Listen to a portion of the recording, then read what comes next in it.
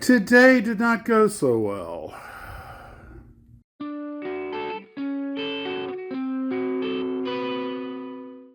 Well, hello, Blue Troopers. Max and Max's Models here. Got a couple of packages today. First one came from Kudakilla, and amongst other things, he said there's a variety of things in this box, and one of them was a couple of barbecue seasonings. Apparently, they were manufactured right there in Ponca City. Originally, Head Country was a restaurant, which grew into a manufacturer of barbecue sauce. So I will get these off to my brother-in-law because he does all the barbecuing around here, babaloo, for those who catch that joke. Also included are some 3D printed jigs as well as some bomb parts for the toilet bomber project. The decals, which came from the Bren Gun resin toilet, are fragile, and I printed some extras myself to replace those that folded up or tore. I have included some of the spare home printed decals for you in case you need them. If you need to make more, there is a font USN stencil available for download.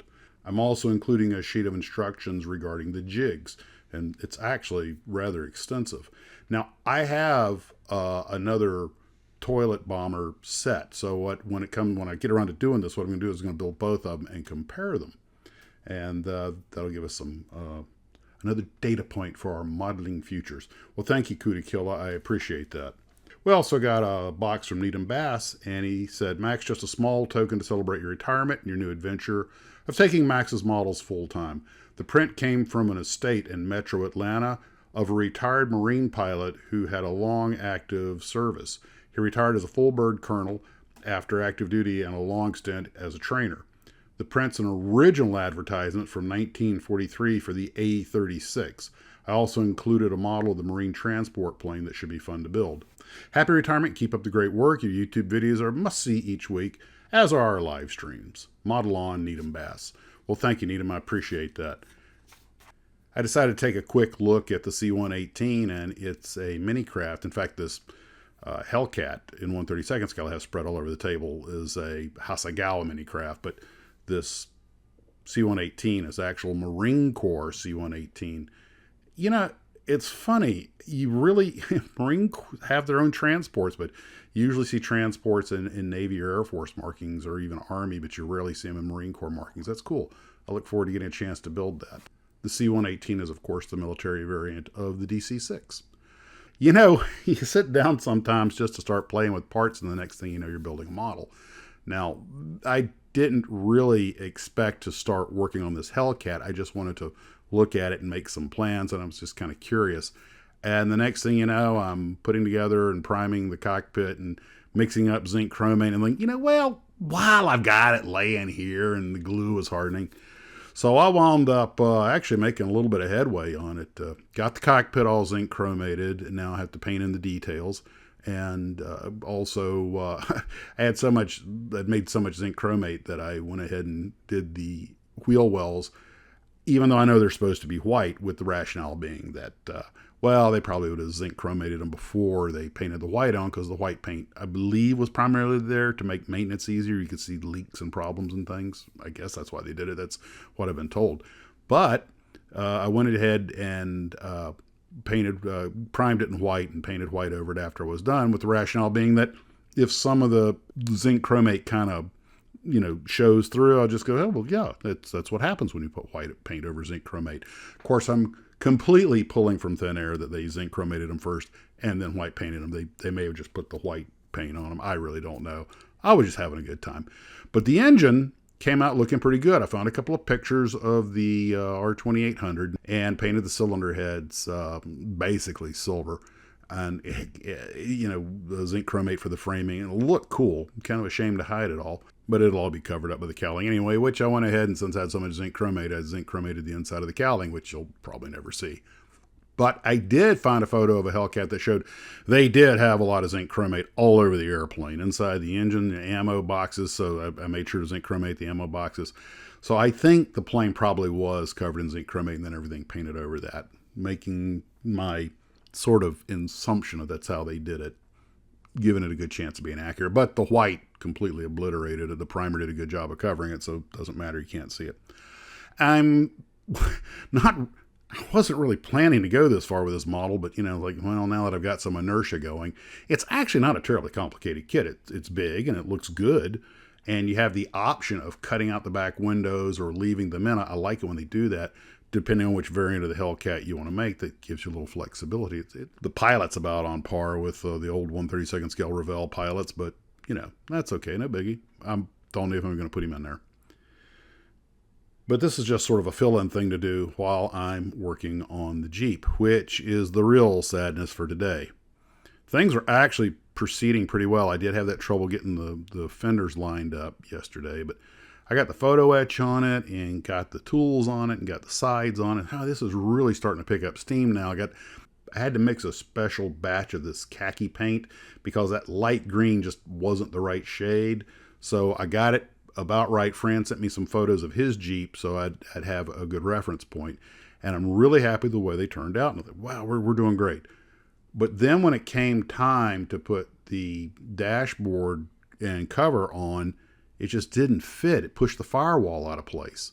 And the firewall and the dashboard hood, not the hood, but the area that has the dashboard under it. I don't think it'd be a valance, but anyway, something was wrong. They just weren't lining up.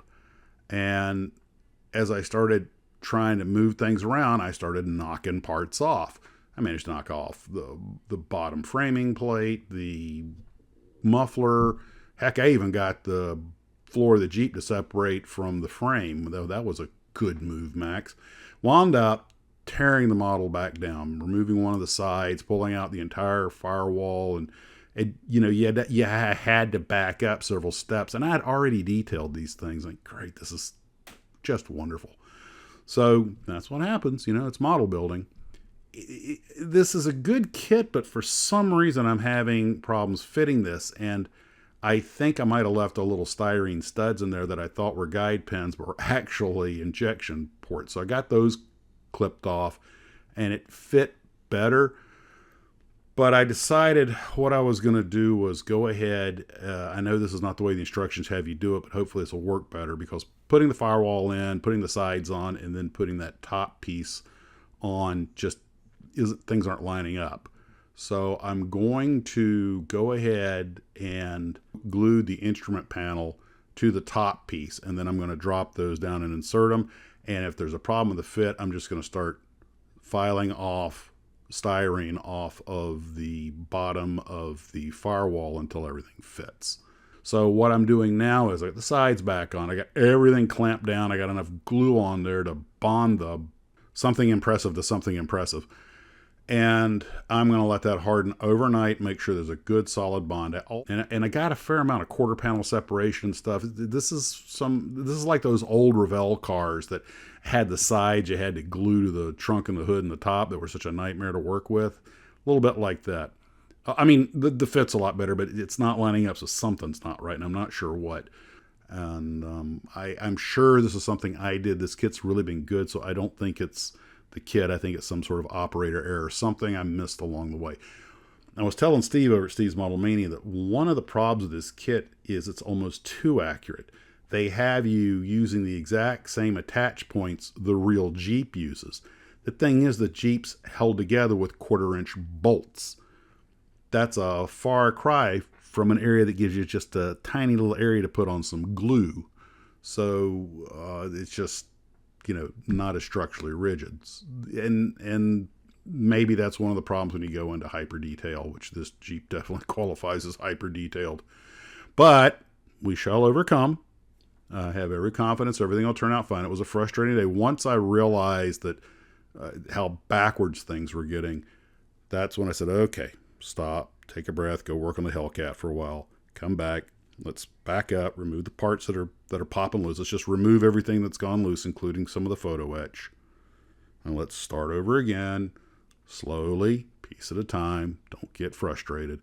So tomorrow, hopefully, we'll be able to get some headway on this. If I can get that top piece that has the dashboard mounted correctly tomorrow, I think we'll be in really good shape, even though we'll have to replace a bunch of engine parts.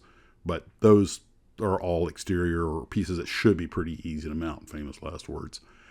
But that was not a real happy day, but not the end of the world. It's just all part of the game. And it's going to look awesome when I'm done. I have no doubt. And I was getting to that point where, guys, when you feel that frustration, it was time to walk away. By comparison, the Hellcat has been just a breeze.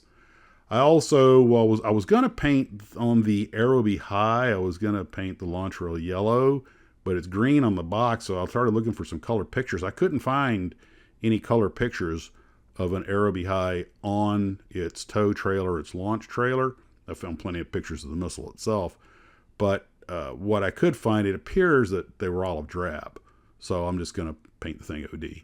And the missiles, God, there's a dozen different ways to paint that thing. They had because they used all these different kinds of paint schemes for telemetry and everything. But that was all I did, was just start painting the trailer. So that was how things went today. So I'm trying to line up a guest for our 200th live stream. And he is an expert on Tallman's aviation. He lived out there. He's very familiar with the operation. He was there when it was going gangbusters. He's been interviewed by CAF Media for about Tallman's. We're going to talk about the airplanes, the movies, and of course, I still think those B-25s and B-26 would be an interesting kit bash. And if we're lucky, we should maybe also be able to have Mike Machat with us. So that's what I'm planning right now. I'm getting my ducks in a row. Well, guys, that's what I have for this evening. It was a busy day of hectic model building, slaving over styrene and the hot lights. But hey, a bad day of model building makes a good day at work, right? Oh, by the way, Glue Trooper sent us a picture of his work area. So here's one more of those quiet little places where the magic happens. All right, that's it for this evening. You take care of yourselves. And as always, model on.